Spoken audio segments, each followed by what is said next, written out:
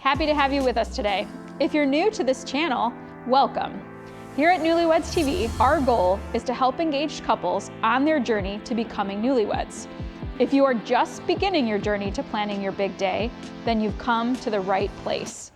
For today's video, we will be taking you on a tour of Love Theory Bridal in lovely downtown Geneva, Illinois, and helping you get a head start on finding your dream wedding dress, answering questions you might have, and more. Love Theory Bridal is a private, relaxed dress studio nestled in the charming, historic 3rd Street shopping district of Geneva. They offer their clients an opportunity to explore high-end gowns while sipping champagne or coffee with the goal of creating a fun and memorable dress shopping experience. We've got an appointment with the owner, Nikki, who will be showing us around today. Hi, welcome to Love Theory. Hi, so excited to be here. Nikki, thank you so much for having us. Your shop is so beautiful. Thank you for coming in.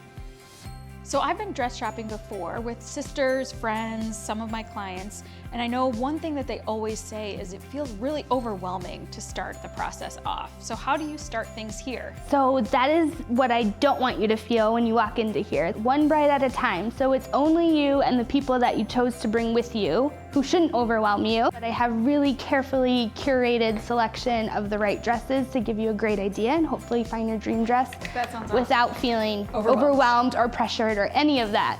Love it. So where do we start? Typically, I would start to ask you questions about your wedding, what you have in mind, any ideas you have, any pictures you've screenshotted, just to kind of get to know you and what you have in mind. So fun. Also, I love all of your sparkles over here. A lot of brides come in focused on the dress, but we have your entire wedding day look from head to toe covered. Shoes, belts, earrings, hair accessories, garters. However, it doesn't stop there. I also will custom order things just for my brides to try on. Do you think you would notice if I just like stuck these in my bag and took them home with me? They're so pretty. I love them. I love them. So this is the try-on area? This is where the bride's family would sit on our sofa and our chairs, order drinks and coffee from the cafe bar next door. I would be with the bride in the fitting room getting her dress. When she's all ready, we have her come out to the pedestal to show her family and also look at herself in the mirror. And do her twirls. Yes, of course. Very fun. Love it. What's happening, everyone? I hope you're enjoying the tour of Love Theory Bridal with Leanne and Nikki. Before we finish the tour, I wanted to share a very brief history of the wedding gown. There are many unanswered questions about wedding dresses, which I found when I was doing research on the subject. However, I found out to my surprise that wedding dresses weren't always the traditional white that many brides have come to know and love. Before the mid-1800s, wedding dresses were rich, vibrant colors, but still very elegant. They were designed from rare fabrics, velvet and silk amongst the most popular of options.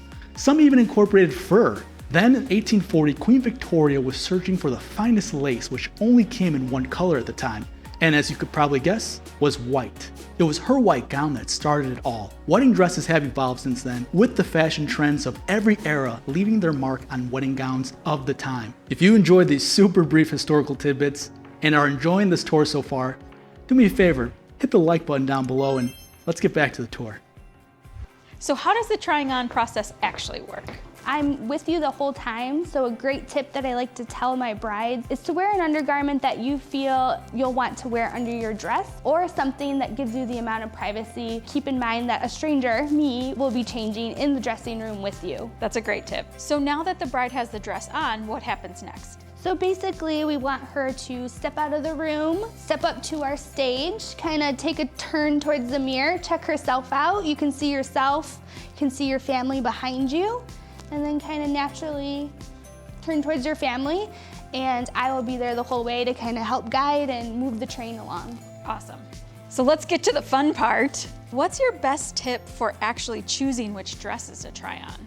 There's a couple factors that play into what dress you should choose to try on, but honestly, I like my brides to come in and take a look. If anything speaks to you, let's try it on.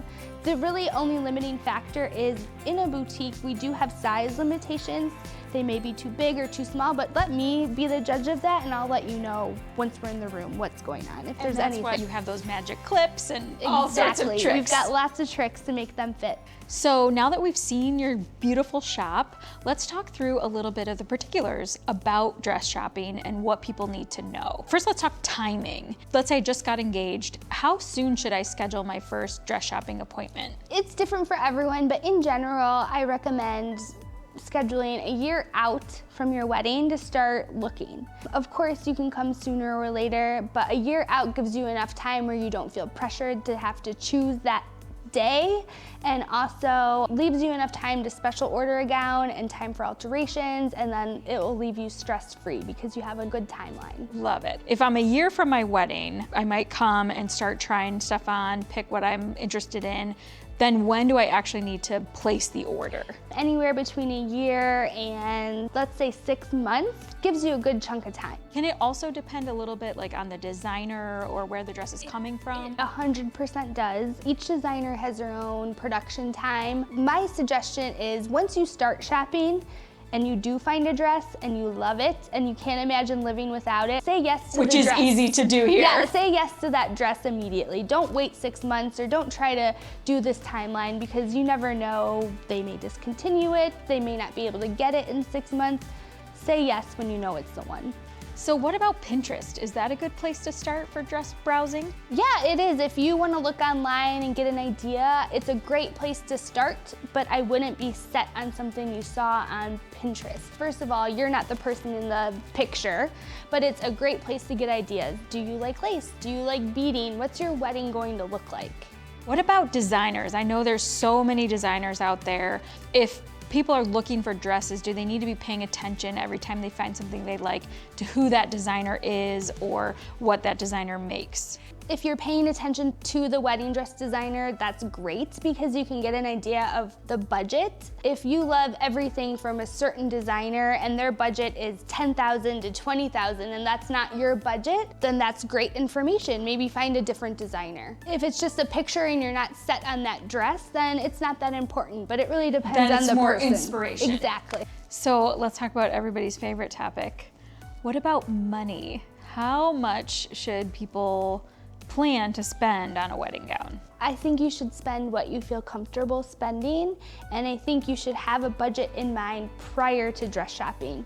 Not only will that navigate where to go, but also what to look at when you're in the dress shop. When I'm trying to figure out my dress shopping day, who should I be inviting to come along with me and sit on your comfy, cozy couch? Our experience is very intimate, so you want to bring people you're comfortable with. And that's really up to you. Some people want friends only, some people want mom only. It's really your level of comfortability and who really wants to be there with you. I would guess don't bring anybody who's not supportive. Yes. Bring people Number one rule. Yes, who are gonna listen to you and hear what you have to say. And then is there anyone else you shouldn't bring?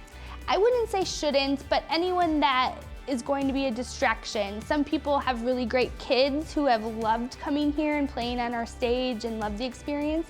Some kids have been bored within the first 5 minutes, so that's really your call. Yeah, I could imagine for kids it would be hard. It's not usually a fast process. Our appointments are usually up to 2 hours. To keep a child's attention for 2 hours, they have to really be into fashion.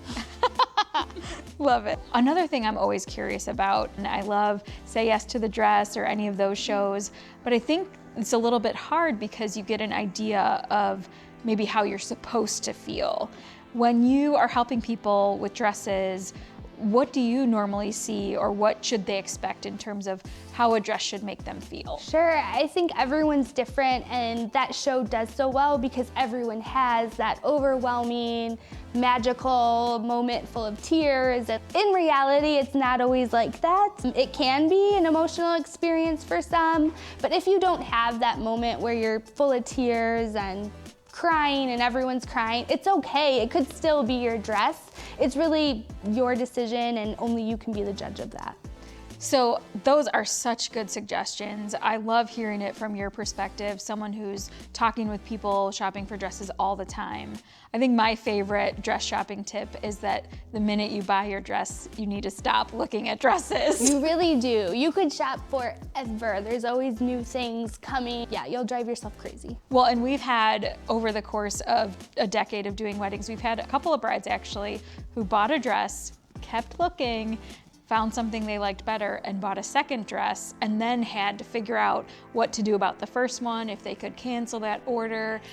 trying to resell it. Like really, once you pick your dress, just be done. Yeah, be done. and when you say yes to the dress, you should feel comfortable and feel like that is the one. And if you don't, then maybe wait a week or two and come maybe back you're not to ready it. to say yes. Exactly, you should be sure. Well, thank you so much for your time. It's been so fun checking out your beautiful shop and seeing all your pretty dresses. Well, I can't wait to send people to shop for dresses at your shop. So if they want to reach you, how can they do that? The best and easiest way to reach me is through email. It's hello@lovetheorybridal.com, or through social media, and it's at Love Theory Bridal Shop on Instagram and Love Theory Bridal Shop on Facebook. Love it. We're gonna have all that information down in the description for you below. We hope this video got you even more excited about picking out your wedding dress if you're planning your wedding. Subscribe to the Newlyweds TV channel to see more helpful videos as you embark on your journey to becoming newlyweds. Former newlyweds, tell us below what you wish you knew when you were buying your wedding dress. See you next time.